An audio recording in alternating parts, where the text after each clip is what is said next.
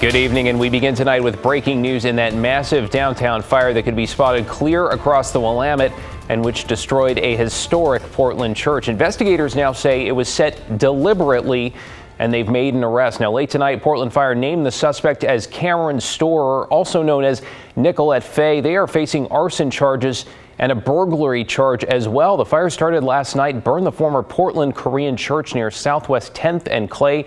It was built in 1905, but had sat vacant for the past 2 years ever since another fire at the church back in 2020. What remains tonight is a burned out shell, which officials say poses a danger to the surrounding streets, to power lines, and to neighbors. So tomorrow, crews are scheduled to raise what is left to the ground. Well, thanks for joining us tonight. I'm David Molka, and we're learning new details about the suspect accused of attacking a senior on a MAX train platform. A warning once again this evening. The details here are extremely disturbing. As Mike Benner explains, the suspect accused of chewing off another man's ear told police he had taken fentanyl and believed his victim was a robot. Please appoint PDC Calhoun. With a deputy at his side, a visibly detached Corn Kramer faced a judge in a courtroom Wednesday afternoon. The 25-year-old is accused of an attack so horrendous it's grabbing the attention of state lawmakers. I was quite frankly in shock. Ricky Ruiz represents a large portion of Gresham, where early Tuesday morning at a MAX stop, Kramer is suspected of assaulting a 78-year-old man. Authorities say Kramer chewed off the man's ear and chewed off some of his flesh to the point his skull was visible. Very concerning, really worrisome, and quite frankly terrifying. Just being able to see just this around my corner, right by where I live. The DA's office says Kramer told detectives he thought his victim was a robot trying to kill him. In fact, he thanked officers for separating him from the robot. Kramer also told police he consumed alcohol, cannabis, and fentanyl pills before the attack he has since pled not guilty to. According to court documents, Kramer told law enforcement that he was recently evicted from a house in the St. John's neighborhood. I spoke to the homeowner, who says he did rent a room to Kramer. And he says when Kramer wasn't drinking or smoking marijuana, he was a pleasant, sweet person. But recently, he says, something changed. Kramer started mumbling under his breath and damaging the home. And that's when the homeowner kicked him out. But before that sudden turn of events, Kramer told the homeowner he once attended Oberlin College in Ohio.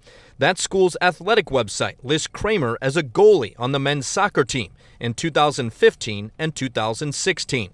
Years later, Kramer would turn up in the Portland area and eventually a courtroom to face charges for viciously attacking a senior citizen on TriMet property. Violence in public transportation and just violence in public is just unacceptable.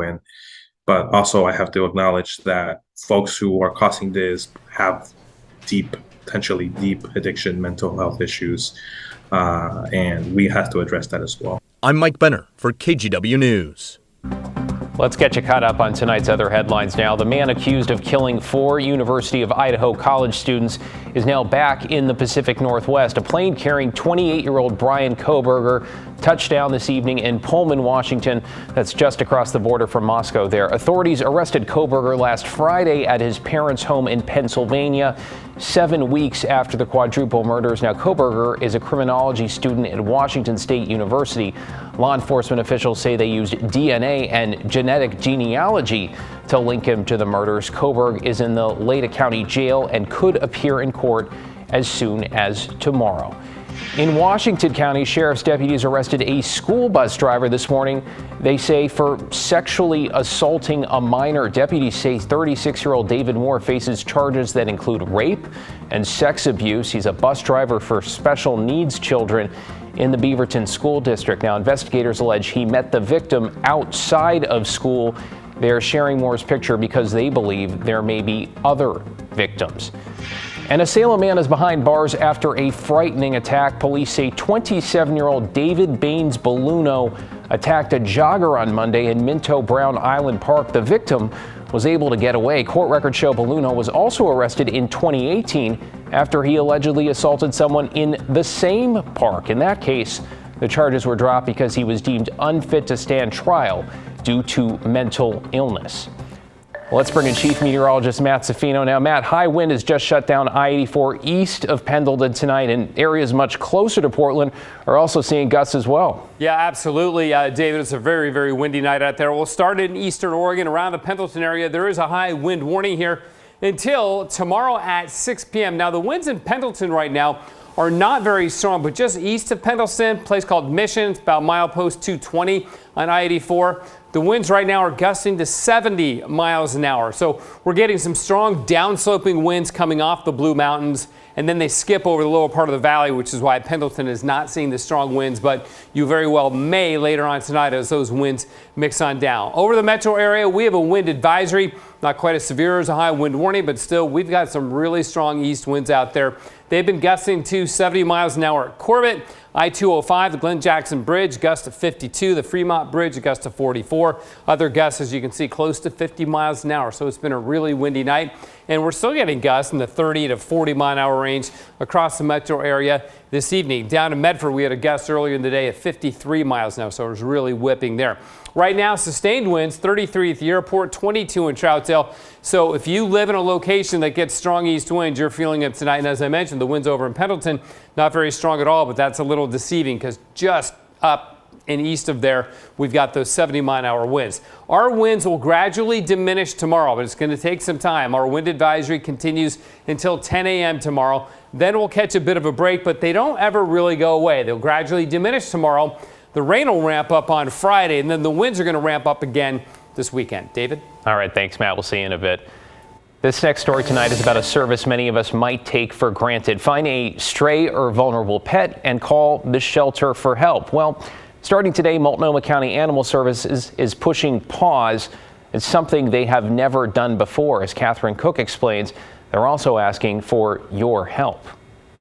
Right now, we are in a true crisis moment. For Multnomah County Animal Services, part of that crisis looks like dogs in all 85 of their kennel spaces and then some. We also had pets that were in offices. So every available office that we had a pet in it. Capacity is just part of the reason the county won't be accepting any more stray animals until January 11th. It's unprecedented. Animal Services Director Aaron Grayheck and Operations Manager Marion Cannell call the decision a tough but critical one. It creates an opportunity to do an important reset, to move forward for our vision of the shelter. Part of that vision includes bringing back in-person adoptions starting January 11th, a first since the pandemic began.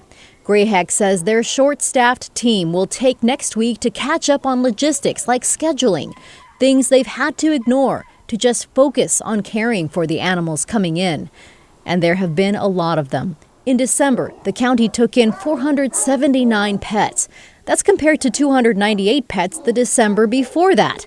Always a bad month with animals scared by New Year's Eve fireworks. We have never been at the level where we are meeting such compounding challenges. So considering our intake and the amount of pets coming in is significantly more than pets leaving. The county is getting some relief. On Wednesday, this team from the Oregon Humane Society picked up 15 dogs. Sadly, Grayheck says other animal shelters are so overcrowded they can't help. For that reason, she hopes the public will consider fostering an animal. By fostering a pet, even if it's for temporary, you can allow us a little bit of breathing room. The county also needs donations to support foster families and volunteers who can help at the shelter. So what to do if you come across a stray pet this week? The county hopes you'll do what you can on your own to help. They suggest checking with neighbors, go door to door, calling the number on the pet's tag, or getting their chip scanned. Then post that information on social media or a pet reunion website. We've shared some of those on KGW.com. One more thing, the county says their pause on taking in stray pets will not impact their ability to remove potentially dangerous animals from the community. David. Yeah, Catherine Cook tonight reminding us we all have a part to play here. Thank you, Catherine. Meanwhile, an update on a Portland veterinary hospital here that cut its ER hours in the fall because of staffing shortages. Well, starting today, pet owners can walk into Dove Lewis from 8 in the morning till 11 at night. Since October, it's only been afternoons and evenings. Now, the center says it is still working on resuming a full 24-hour schedule, though pet owners can still call, of course, 24/7.